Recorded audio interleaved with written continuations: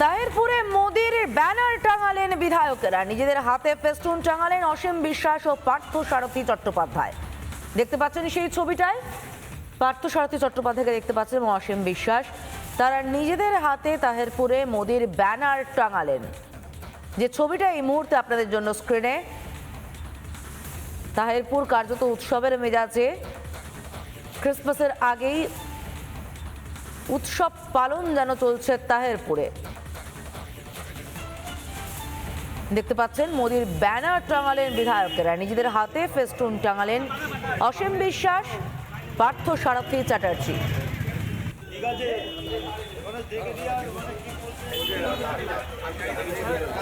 ঠিক কি ছবি উঠে এলো তুলে ধরলেন আমাদের প্রতিনিধি পলাশ।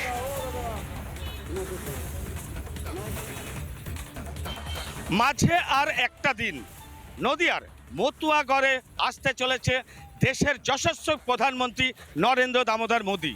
আর যেই বিধানসভায় এই প্রোগ্রাম, অর্থাৎ নদিয়ার তাহিরপুর বিধানসভায়, যে রানাঘাট বিধানসভার আন্ডারে যে তাহিরপুর, আমার পেছনে দেখা যাচ্ছে কিন্তু দুইজন বিধায়ক, একজন রানাঘাট উত্তর পূর্ব, আরেকজন রানাঘাট উত্তর পশ্চিম, দুই বিধায়ক, তারা কিন্তু মোদির এই আগমনের বার্তা মানুষের কাছে পৌঁছে দিতে সকাল থেকে বীরনগর রানাঘাট যে রাজ্য সড়ক, এই রাজ্য সড়কের ওপরে কি কাণ্ডটা করছে, একবারে সরাসরি বিধায়ক পার্থবাবুর কাছে প্রশ্ন।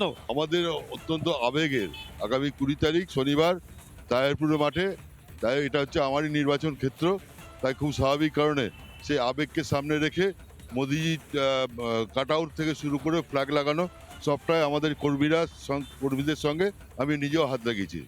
অর্থাৎ কর্মীদের সঙ্গে হাত লাগিয়েছেন রানাঘাট বিধায়ক। তার পাশাপাশি আমি আরেকটা বিধায়ক এখানে আছেন, আরেকজন অসীম দা।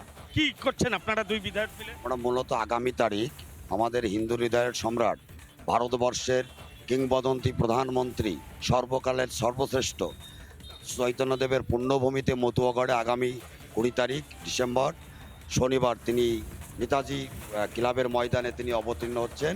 তার বক্তব্য শোনার জন্য লক্ষ মানুষ মুখিয়ে আছে। আজকে আমি এবং পার্থদা।